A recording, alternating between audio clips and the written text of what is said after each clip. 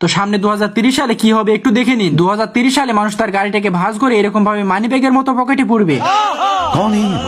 এবার ড্রাইভারে যখন তার মেয়ে প্যাসেঞ্জারকে পাশে বসাবে তখন এইভাবে কাছে টানবে, আর এভাবে ড্রাইভার আর প্যাসেঞ্জারের মধ্যে প্রেম হয়ে যাবে। 2030 সালের গাড়িটা এত ইউনিক হয়ে যাবে যেখানে গাড়িটা উপরে উঠতে গেলে চাকার বদলে এরকম কিছু ব্যবহার করা হবে। অসাধারণ।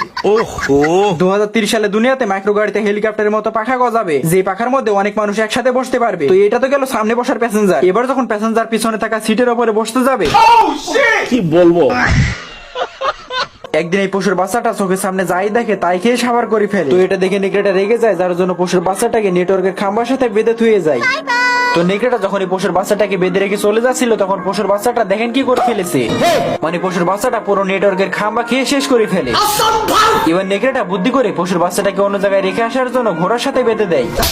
তো ঘোড়া দৌড়ে তো চলে যায়, কিন্তু কিছুক্ষণ পরে আবার ফিরে আসে, কিন্তু একই ঘোড়াটাকে একেবারে ল্যাংটা করে ছেড়ে দিয়েছে। अभी तूने गाड़ी में उंगली किया ना। তো এবার নেকড়েটাকেও ল্যাংটা করে ছেড়ে দেয়। এবার পশুর বাচ্চাটাকে পানির ভোগে রেখে আসার জন্য নৌকা স্টার্ট করে দেয়। তো পানির ভোগে চলে যায়। এবার পশুর বাচ্চাটাকে ছেকল দিয়ে গাছের সাথে বেঁধে ফেলে। তো যখনই তালা মারছিল তখনই আমার কাছে কোনো ব্যাপারই না। ओ भाई ये क्या? সেই সাত